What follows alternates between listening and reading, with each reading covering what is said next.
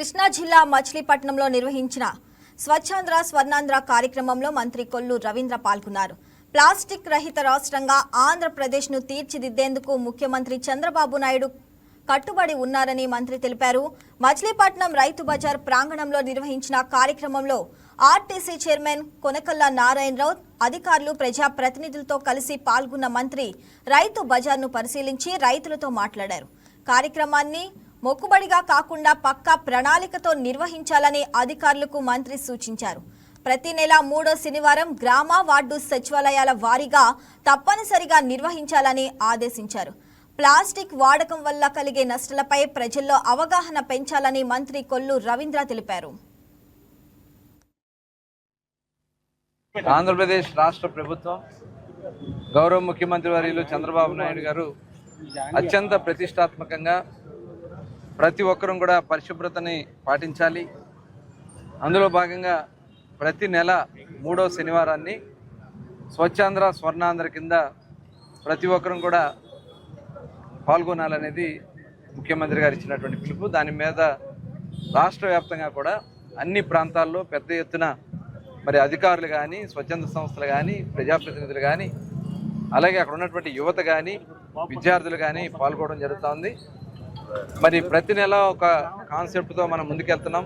మరి ఈ నెల కాన్సెప్టు ప్లాస్టిక్ నిషేధం పైన మరి అవగాహన కార్యక్రమాలు చేయటం, అలాగే ఎక్కడైతే ఈ చెత్తని మనం సెగ్రిగేషన్ చేస్తామో అవన్నీ కూడా ప్రజలకి తెలియజేయాలని చెప్పి పిలుపునివ్వడం జరిగింది. అందులో భాగంగా ఈరోజు మచిలీపట్నం రైతు బజార్లో, ఎందుకంటే ఇక్కడ పెద్ద ఎత్తున మరి కస్టమర్స్ వస్తారు, కూరగాయలు కొనుక్కుంటానికి ప్రజలు పెద్ద విరివిగా వస్తూ ఉంటారు.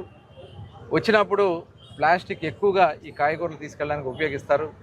ఎందుకంటే ప్లాస్టిక్ మరి మట్టిలో కలిసేది కాదు, దాంట్లో రసాయనాలు ఉంటాయి. అవి భవిష్యత్ తరాలకి ప్రమాదంగా మారే అవకాశాలు ఉంటాయి.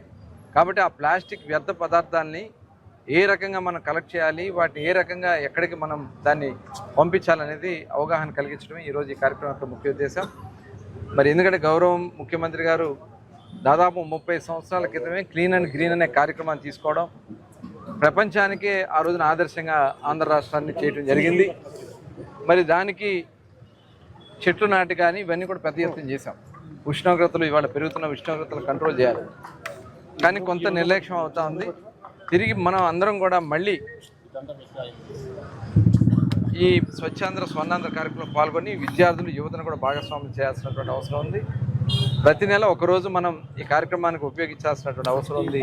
దానికోసం ఈ కార్యక్రమంలో ప్రతి ఒక్కరు కూడా భాగస్వామ్యం కావాలని చెప్తూ ఇవాళ ప్రభుత్వం కూడా, ఎందుకంటే గత 5 సంవత్సరాలు ప్రభుత్వం చేసినటువంటి నిర్లక్ష్యం కారణంగా పెద్ద ఎత్తున డంపు చెత్తమయం అయిపోయింది రాష్ట్రం అంతా కూడా.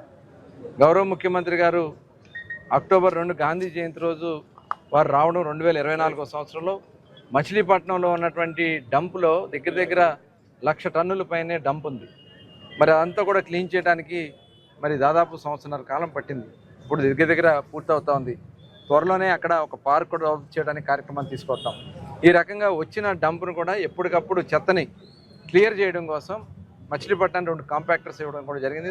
దగ్గర 1,50,000 రూపాయలు ఖరీదు చేసే 50 లక్షల రూపాయలు ఖరీదు చేసే 1,50,00,000 రూపాయలు ఖరీదు చేసే 2 డంపర్లు ఇవ్వడం జరిగింది. ఈ నిధులన్నిటితో కూడా తీసుకుని మచిలీపట్నానికి ప్రధానంగా గత చాలా కాలం నుంచి మరి ముఖ్యంగా చెత్త, అదేవిధంగా డ్రైనేజ్ సమస్య ఉంది. ఈ 2 కూడా శాశ్వత పరిష్కారానికి ఇవాళ ప్రభుత్వం చేస్తుందని కూడా ఈ సందర్భంగా తెలియజేస్తాను.